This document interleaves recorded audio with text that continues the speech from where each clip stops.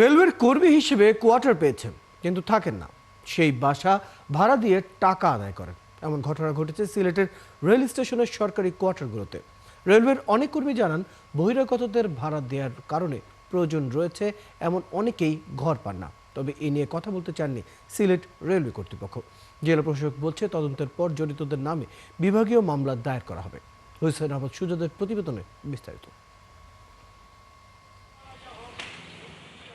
Sylhet rail স্টেশনের সরকারি কোয়ার্টারের বিভিন্ন ঘর বরাদ্দ দেওয়া হয়েছে বিভিন্ন কর্মকর্তা কর্মচারীর নামে, যেখানে থাকার কথা রেলের কর্মচারী কর্মকর্তাদের।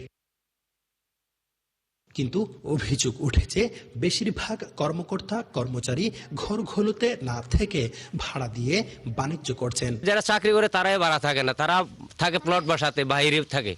বাসা এলট নেয়, নিয়ে 50,000 1 লাখ টাকা নেয়, তাদের থেকে নিয়ে বাইরে বাসা ভাড়া থাকে। 5 তলা 7 তলা 3 তলায় গিয়ে ভাড়া নিয়ে থাকে। 10,000 টাকা 15,000 টাকা নিয়ে ভাড়া থাকে।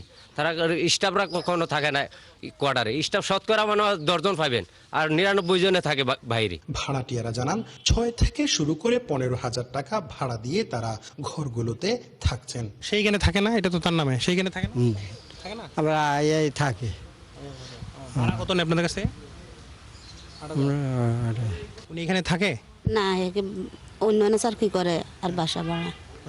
জি, বাসা ভাড়া কত দেন আপনারা? 8,000 টাকা। বাড়াটি থাহে, যারা থাহে আর যারা না থাহে তারা ভাড়া দিয়ে গেছে। বৈরবী সে কি করে?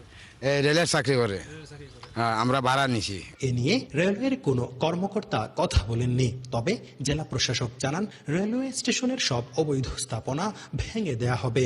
এমনকি সরকারি কোয়ার্টারগুলো যারা ভাড়া দিয়েছেন তাদের বিরুদ্ধে বিভাগীয় মামলা হবে। তো সবগুলো কাজ আমরা একসাথে হাত দিতে পারছি না, টার্ন বাই টার্ন করতে হচ্ছে। সুতরাং রেলওয়েটা আমরা হাত দিব, সেখানে কোনো অবৈধ স্থাপনা থাকবে না।